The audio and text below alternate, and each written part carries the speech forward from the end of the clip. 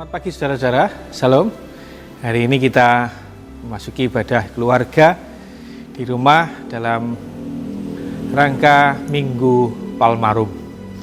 Dan marilah kita akan bersama-sama mendengarkan firman Tuhan yang nanti akan kita ambil dari kitab Filipi. Untuk itu sebelumnya mari kita berdoa. Tuhan Yesus, kami mengucap syukur bahwa hari ini Engkau perkenankan kami untuk bersama-sama beribadah di tempat kami masing-masing. Kiranya Engkau memberikan Roh Kudus-Mu kepada setiap kami, sehingga kami boleh mendengarkan firman-Mu dengan baik, memahami, merenungkan, dan melakukan dalam kehidupan kami sehari-hari. Terima kasih Tuhan, dalam nama Sang Kristus Yesus kami berdoa. Amin. Saudara-saudara, untuk mendasari permenungan kita pada hari Minggu ini, kita akan bersama-sama membaca dari Filipi pasal 2 ayat 1 sampai 11. Filipi pasal 2 ayat 1 sampai 11, tapi saya hanya akan membacakan ayat yang pertama sampai yang keempat. Filipi 2 ayat 1 sampai 4 saya bacakan untuk kita semua. Nasihat supaya bersatu dan merendahkan diri seperti Kristus. Jadi karena dalam Kristus ada nasihat, ada penghiburan kasih, ada persekutuan roh, ada kasih mesra dan belas kasihan. Karena itu sempurnakanlah sukacitaku dengan ini. Hendaklah kamu sehati sepikir dalam satu kasih, satu jiwa, satu tujuan. Dengan tidak mencari kepentingan sendiri atau puji-pujian yang sia-sia. Sebaliknya, hendaklah dengan rendah hati yang seorang menganggap yang lain lebih utama daripada dirinya sendiri. Dan janganlah tiap-tiap orang hanya memperhatikan kepentingannya sendiri, tetapi kepentingan orang lain juga. Demikian firman Tuhan, yang berbahagialah kita yang mendengarkan dan melakukan dalam kehidupan sehari-hari. Haleluya. Saudara-saudara yang terkasih, kita pasti tahu dengan ungkapan yang sangat terkenal, yaitu bisa disebut ungkapan, bisa disebut sebagai sebuah peribahasa, bersatu kita teguh, bercerai kita runtuh. Ungkapan ini memiliki arti bahwa segala sesuatu akan berhasil jika dilakukan secara bersama-sama. Tetapi pada masa social distancing, physical distancing ini, di tengah wabah corona, tampaknya orang-orang Indonesia juga cukup kreatif, bahwa ungkapan tadi diplesetkan menjadi bukan lagi bersatu kita teguh, bercerai kita runtuh, tetapi bersatu kita runtuh, berpisah kita kuat. Nah, ini diplesetkan oleh masyarakat di Indonesia dalam rangka physical distancing. Tetapi saya kira makna dari dua ungkapan ini tetap sama, bahwa segala sesuatu bisa dilakukan dengan baik secara bersama-sama, dan kita bisa melihat betapa pentingnya sebuah kesatuan dalam mencapai tujuan bersama. Baik itu di dalam keluarga, di dalam kehidupan bergereja, atau juga di dalam kehidupan bermasyarakat. Nah, begitu juga yang disampaikan oleh Rasul Paulus pada bacaan kita pagi hari ini.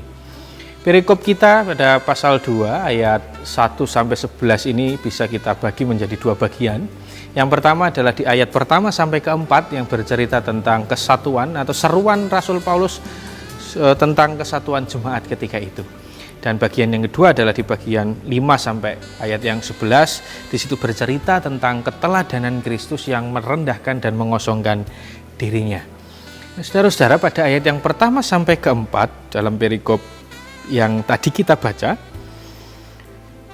Rasul Paulus memberikan sebuah seruan kepada jemaat di Filipi ketika itu, supaya mereka menjaga kesatuan dan keutuhan di dalam persekutuan jemaat. Jangan sampai jemaat di sana kemudian saling bermusuhan, kemudian terjadi yang namanya perpecahan. Dalam suratnya tersebut, Rasul Paulus memberikan beberapa sikap yang bisa menjadi kunci supaya jemaat tetap utuh di dalam persekutuan. Sikap yang tadi menjadi kunci itu dituliskan dalam ayat 1 yang sampai ayat 2 sampai yang keempat, yaitu di mana jemaat diminta untuk sehati sepikir dalam satu kasih untuk mencapai satu tujuan, dan kemudian dengan rendah hati supaya lebih mengutamakan kepentingan orang lain atau kepentingan bersama daripada kepentingan pribadi.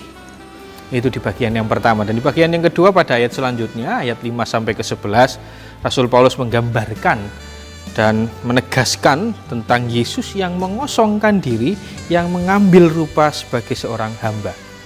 Kita tahu Yesus yang hakikatnya adalah Allah, kemudian merendahkan hakikatnya, mengambil hakikat sebagai seorang hamba. Dia yang benar-benar Allah, kemudian merendahkan dirinya menjadi benar-benar manusia.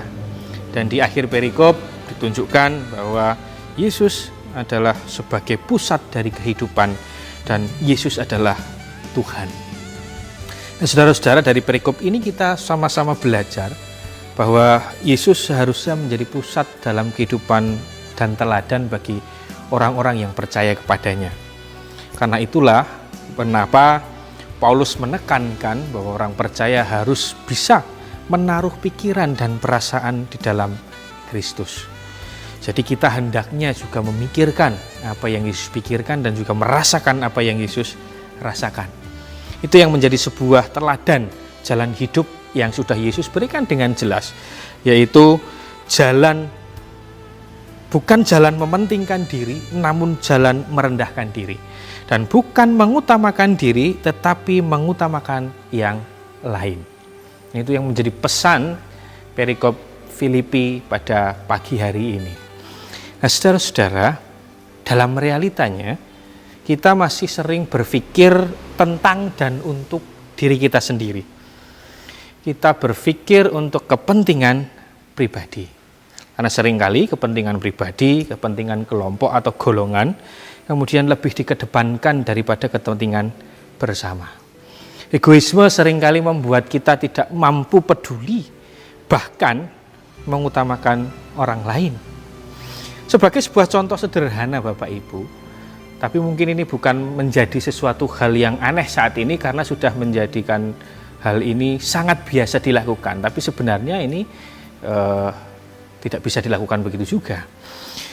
Saya tanya sekarang, seberapa sering kita melihat ada jalan yang ditutup baik sebagian atau seluruhnya? Jalan yang ditutup sebagian atau seluruhnya yang karena untuk kegiatan atau kepentingan personal, kelompok atau golongan. Pasti sering kemudian kita lewat tiba-tiba jalannya ditutup, harus mutar. Ini kita harus cari jalan kemana-kemana. Ini sebuah hal yang sederhana, tapi bisa kita lihat sebagai satu indikator bahwa kepentingan bersama seringkali dikalahkan demi kepentingan pribadi, kelompok atau golongan. Tapi karena ini sudah terjadi terus-menerus dan dianggap menjadi sebuah hal yang lumrah, maka tidak menjadi persoalan lagi. Nah, saudara-saudara, ada sebuah puisi dari Happy Dokuso tentang egoisme yang ada. Saya akan mencoba membacakan bagi Bapak Ibu semua. Puisinya demikian.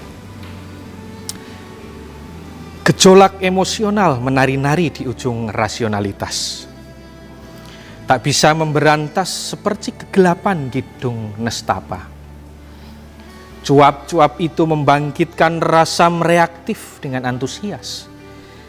Mengekang sebuah perilaku proaktif dalam asa. Retak terlihat jelas. Ego-ego manusia tak mau saling mengalah. Emosional lebih mudah tersulut. Lantas terbakar dengan beringas. Setiap palung hati berhak menyuarakan pacuan kegundahannya. Namun, setiap jiwa enggan saling menghargai perasaan yang ada. Ayolah, jangan kita terjebak dalam skeptisme. Jangan sinisme. Jangan individualisme. Dan jangan egosentrisme. Yang jelas, jangan. Setiap permulaan hati tak menginginkan keretakan dalam intervensi ego yang ada. Resapi setiap filsafat dalam kalbu, agar tak retak palung ego yang menahan raga dikau. Ini merupakan sebuah puisi yang bercerita tentang keegoisan manusia di tengah-tengah kehidupan. Nah, saudara-saudara, keegoisan seringkali dan kesombongan adalah menjadi musuh dari persekutuan dan penghalang bagi kesatuan. Dengan mengambil jalan mementingkan diri dan tidak mengutamakan yang lain, maka akan sulit kita mengaplikasikan apa yang menjadi seruan Paulus di ayat yang pertama sampai keempat tadi. Dengan egoisme, dengan kesombongan, kita akan sulit untuk sehati sepikir dalam kasih untuk mencapai satu tujuan bersama. Marilah kita senantiasa menjaga kesatuan dan keutuhan baik dalam keluarga, bergereja, dan juga bermasyarakat. Dengan senantiasa kita mengedepankan kepentingan bersama. Jangan sampai kepentingan kita membuat kepentingan bersama justru dinafikan. Marilah kita bersama menghayati Minggu Palmarum ini dengan penuh kerendahan hati, ketulusan hati, seperti yang sudah Yesus teladankan, yang merendahkan diri serendah-rendahnya, bahkan sampai di kayu salib. Ketika kita ingin kepentingan bersama, tujuan bersama bisa tercapai, marilah kita merendahkan hati kita, menyingkirkan ego kita, sehingga kita juga bisa menghargai pendapat orang lain, bisa menghargai setiap hal yang orang lain perbuat dalam kehidupan kita. Tuhan memberkati. Amin.